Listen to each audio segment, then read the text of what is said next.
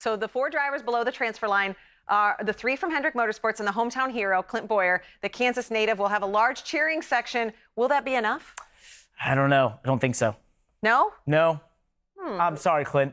Well, Clint is smiling right now because it was just announced today that Bowyer and Stewart-Haas Racing have agreed to an extension through 2020, keeping Bowyer in the 14 car.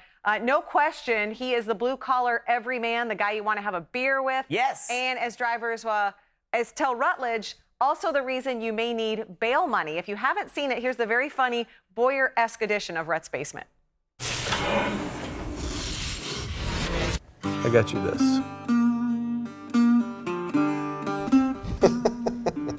You could probably make some money on these. WWCBD.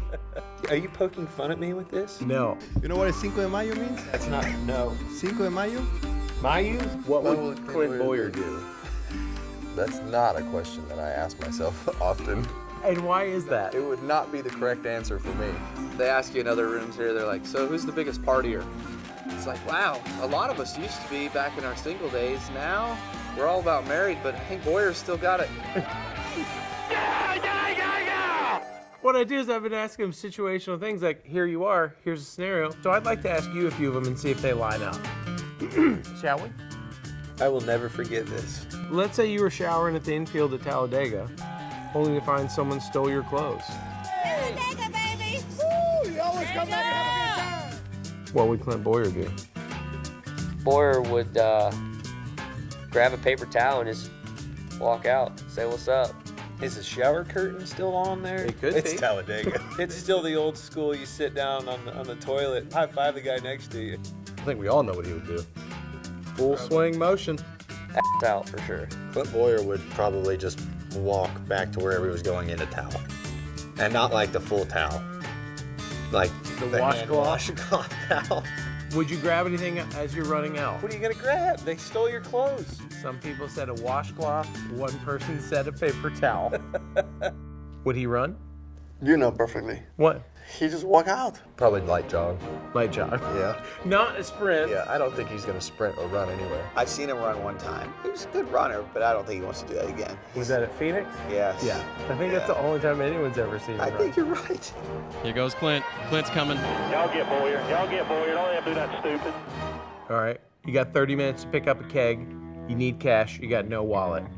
What would Clint Bowyer do? He would sweet talk, depending on the person, offer a good time at a party. Hey man, we're gonna have an epic party tonight and you're invited, but we need your money to buy this keg. And the guy would be like, sold. He's so good at talking and convincing people on things. He would walk away with more than one keg for free. He'd probably get him to deliver it too. You can ask anybody in any kind of racetrack society, I've got 30 minutes, zero cash, and an ice cold keg.